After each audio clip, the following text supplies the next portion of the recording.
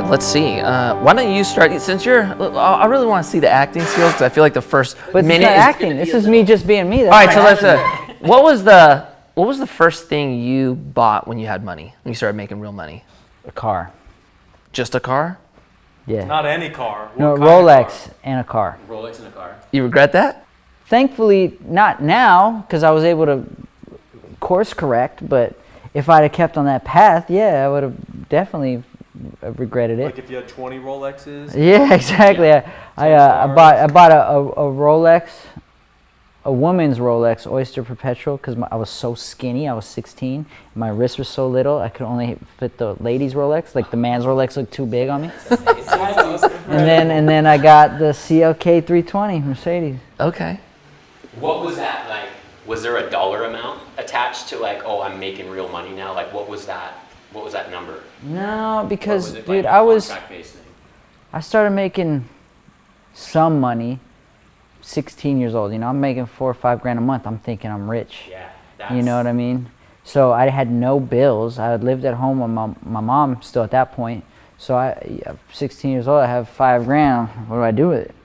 And I'm not thinking about like, oh, I should save it or find a nice high yielding fund to put it into or, you know, whatever. I'm just thinking, cool, what do I want? Yeah. And so the first thing I thought of that to me felt like success was a Rolex. I still do. Relate that, yeah, Rolex. Yeah. Was it Rolex? Yeah. It wasn't a ladies one, but maybe I should have because it was the same thing. I got it. I was like, well, this is like a little like ostentatious, like a little big. You know? I still haven't had a watch. I feel like you did really good at not splurging. Well, I lived in Kansas City, and there's just a different vibe there. Like, none of my friends had cool cars. Like, there's like not a lot of an excessive amount of wealth there, anyways. Yeah. And also, my aunt was like a business consultant for McDonald's, a retired business consultant for McDonald's. So when I started to make money, she just had like a game grabbed plan it. for you. Yeah, she was like, "All right, here you go." And like, so really, before my nice car, What was that first car? Was it 5 Series or 7 Series? My first car, I bought a used 3 Series. Okay. Even smarter. But when I signed with Nike, that was like my first like, oh shit, I'm making money. And I just went to the BMW dealership and I was like, I want this 5 Series, fully loaded, I'll be back.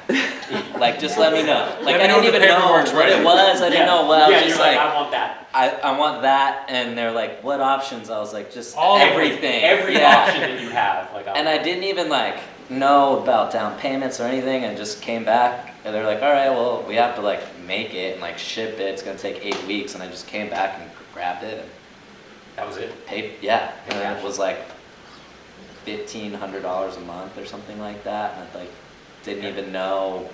I didn't know you can like negotiate with cars. I didn't know anything. I was just like, whatever. But I had already owned 2 properties in Kansas City by that time. So Which is like you already have like a huge. What was that with you? Was that like guidance from your aunt? Was that your parents? My aunt.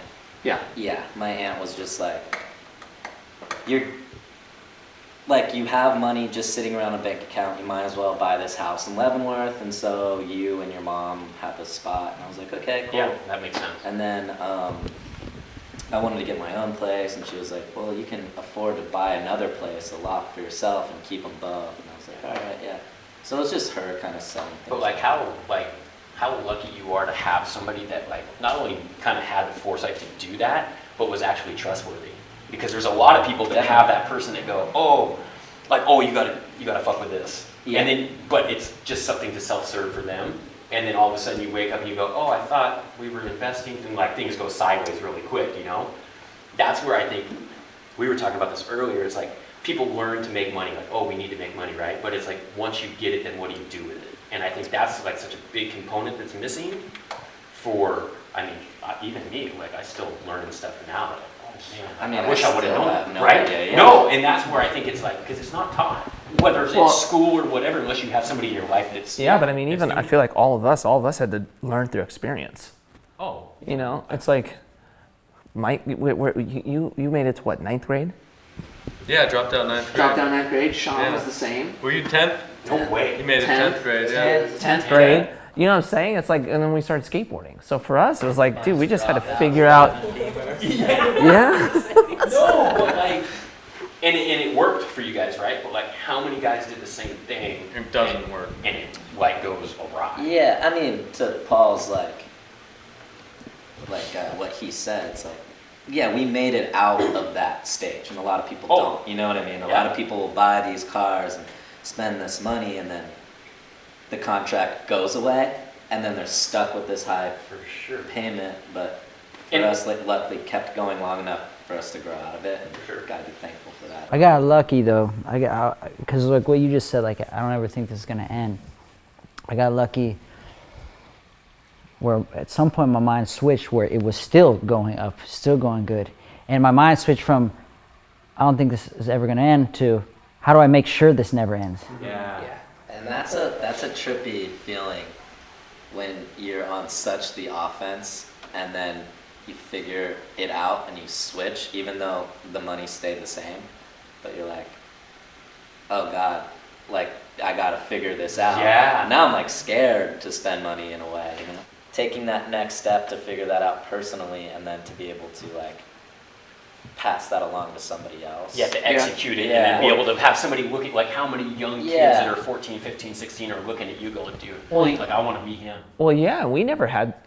We all said that we didn't have the guidance. Like there was no pros that we looked up to that showed us how to do this, and there was no social media to like actually say it. You know, so it's like that's why I think this is so I valuable. think we're really lucky in the sense of like we chose to become skaters, right? But in skateboarding, it's not like a traditional sport where like if you want to learn how to play baseball as a little kid, you can go join Little League. There's a coach who'll teach you how to swing, how to fucking throw, the strategy. Basketball, same thing. You can go to summer camps for it. But like skateboarding, you just had to go outside and look at somebody. Okay, I'm gonna try that now. I'm gonna try that now. And so like you're programmed to this mentality to like monkey see, monkey do kind of mentality. Like how's that done? Fuck, try and fail, try and fail, try and fail. And then you do it. I feel like that's how business is for us. Is like, all right, we see, okay, I found my model of who I'm gonna go after. Okay, now let me try.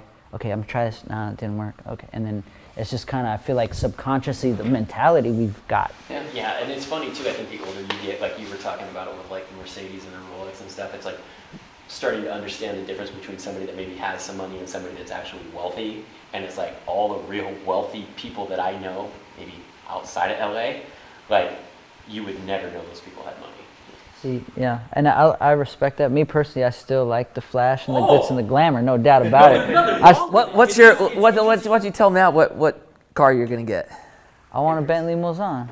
Why would you not? I do. I want it, How but much is that thing? it's like 350, 400. Easy, that's easy. But the thing is, like now at this age, I now know how to go about getting. I'm not gonna just go to the bank right now and write a check for it.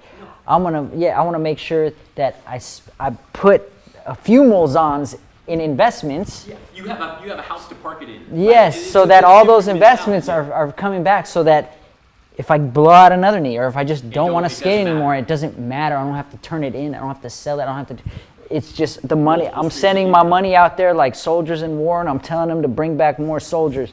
And That soldier's gonna It's be just a bad ammo. yeah. Like once you have it, That soldier's Yeah, because I want to be able to live. I want to be able to live that flashy lifestyle as long as I want to live it. I don't want to just live it while I can physically create it.